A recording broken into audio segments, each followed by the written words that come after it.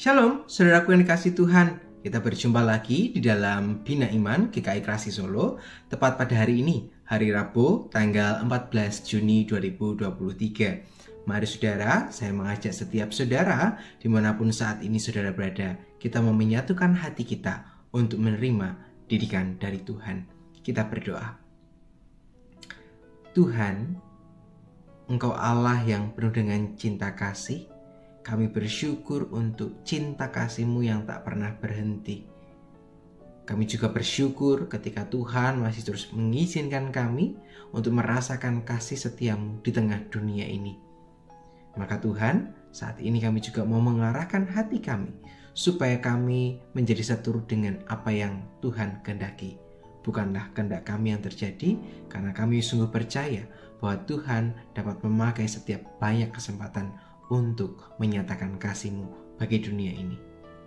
Mampukan kami dalam memahami kebenaran firman-Mu. Di dalam nama-Mu kami boleh berdoa dan ucap syukur. Haleluya. Amin. Saudaraku yang dikasihi Tuhan, di dalam sebuah falsafah Jawa ada ungkapan yang berkata demikian. Bisa rumangsa, aja rumangsa bisa. Atau di dalam bahasa Indonesia memiliki makna bisalah merasakan, jangan merasa bisa.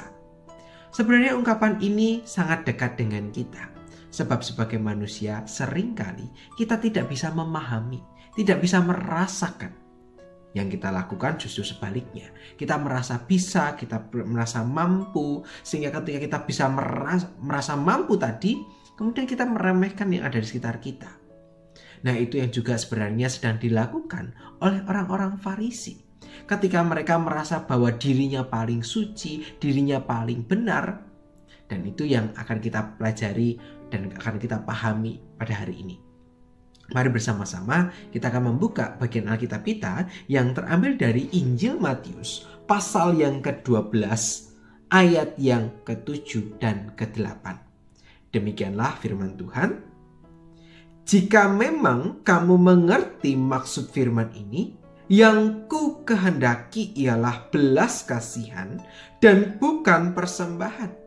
Tentu kamu tidak menghukum orang yang tidak bersalah, karena anak manusia adalah Tuhan atas hari Sabat. Saudaraku yang terkasih, demikianlah firman Tuhan yang akan menjadi bahan perenungan kita. Bahan yang kita baca ini kembali lagi menceritakan mengenai bagaimana orang-orang Farisi itu merasa disayangi oleh Yesus.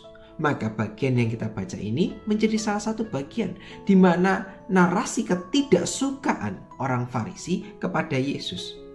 Di tengah rasa tidak suka itu, mereka mencoba untuk mencari celah bagaimana mereka untuk menjatuhkan Yesus. Supaya orang Farisi ini terlihat sebagai orang yang paling benar, paling suci. Sedangkan Yesus kemudian dianggap sebagai orang yang berdosa, yang salah, yang melakukan pelanggaran berat. Sehingga harapan orang-orang Farisi adalah Yesus dijauhi oleh banyak orang. Yang menjadi masalah pada bacaan kita hari ini adalah ketika murid Yesus yang sedang lapar, kemudian mereka memetik gandum dan memakannya.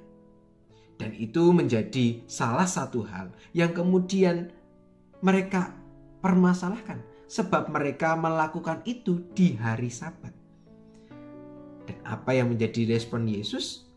Yesus justru mengatakan, Yesus justru mengkritik secara tajam kepada orang-orang Farisi. Yesus mengatakan bahwa belas kasihan yang harusnya menjadi hal yang utama untuk dilakukan, bukan sebaliknya. Pikiran orang-orang Farisi sebenarnya justru memperlihatkan bahwa Allah itu berarti Allah yang kejam. Ketika mereka melakukan pelanggaran, Allah tidak suka, Allah kemudian menghukum. Itu bisa kita lihat ketika mereka mencoba untuk terus mensucikan hari Sabat. Mereka terus memandang bahwa itu tidak bisa dilanggar. Nah, bagaimana dengan ada orang sakit, orang yang memang kelaparan dari Sabat? Apakah kemudian kita akan membiarkan mereka terlunta dan tidak terpelihara? Tentu tidak. Yesus berkata kemudian, kasihlah yang harusnya diutamakan. Maka bagian yang kita baca ini sebenarnya Yesus juga merujuk kepada bagian di dalam perjanjian lama, tepatnya di dalam Hosea pasal yang ke-6, ayat yang ke-6 yang berkata demikian. Sebab aku menyukai kasih setia dan bukan korban sembelihan, dan menyukai pengenalan akan Allah lebih daripada korban-korban bakaran. Sehingga bagian ini ingin memperlihatkan kepada orang-orang Farisi, harusnya mereka ketika dilimpahi kemampuan untuk berpikir, memahami firman Tuhan, harusnya mereka juga memiliki kepekaan untuk bisa merasakan apa yang sedang dialami oleh orang-orang sekitarnya. Percuma memahami firman Tuhan, percuma mengenal apa yang menjadi firman Tuhan, tetapi hatinya tidak tergerak ketika ada orang yang membutuhkan pertolongan. Maka Yesus mengkritik secara tajam apa yang dilakukan oleh orang-orang Farisi. Meskipun pada bagian ini Yesus tidak membela diri bahwa apa yang ia lakukan benar gitu ya, tetapi ia justru mengkritik atau memperlihatkan bahwa yang harusnya menjadi utama itu adalah belas kasihan daripada melakukan penghakiman atau kemudian mengabaikan orang-orang yang sedang membutuhkan pertolongan. Nah, saudaraku yang terkasih, firman hari ini mengajarkan kepada setiap kita bahwa kita kalau mau disadari seringkali lebih mudah untuk mengkoreksi kesalahan orang lain. Dengan mudah, bahkan dengan mata yang tertutup, kita bisa mengatakan, oh kamu salah ini, oh kamu salah itu. Tetapi lebih penting untuk kemudian mengkoreksi dulu diri kita. Jangan-jangan ketika kita mengkoreksi orang lain, sebenarnya diri kita ada jauh banyak hal yang harusnya dikoreksi dan diperbaiki. Sebab itulah yang kemudian Tuhan inginkan. Kita diminta untuk memiliki kepekaan. Maka yang harusnya dikoreksi adalah hati kita, supaya kita memiliki kemurnian dalam pelayanan. Ketika kasih tadi meluap di dalam kehidupan kita, kita tidak akan terjebak untuk dengan mudah menghakimi, bahkan keluar perkataan-perkataan yang menyakitkan. Justru ketika kasih Allah begitu luas, begitu dahsyatnya mempengaruhi hidup kita, maka kita juga akan dituntun untuk melakukan dengan tindakan yang baik dan benar, sehingga orang-orang tidak terluka oleh karena teguran kita. Namun teguran kita berlandaskan kasih, dan kasih itu berarti kita mengupayakan pemulihan. Kasih itu mewujud dengan membuat orang lain menjadi lebih berdaya. Biarlah firman hari ini boleh mengkoreksi hati kita.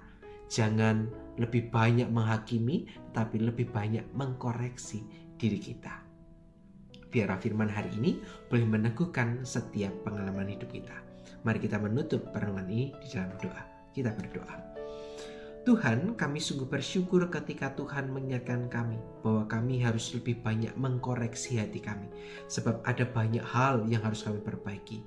Biarlah kasih Allah terus melingkup di dalam kehidupan kami, meluap akan kehidupan kami, sehingga kami terus mengarahkan hati seturut apa yang menjadi kehendak-Mu. Kami menyerahkan seluruh aktivitas kami dan karya kami hanya ke dalam tangan cinta kasih Tuhan. Di dalam nama-Mu kami boleh berdoa dan mengucap syukur. Haleluya. Amin. Saudaraku yang terkasih, demikianlah perenungan kita hari ini. Selamat melanjutkan aktivitas, selamat berkarya bersama dengan Tuhan. Tuhan beserta dengan saudara. Sampai jumpa.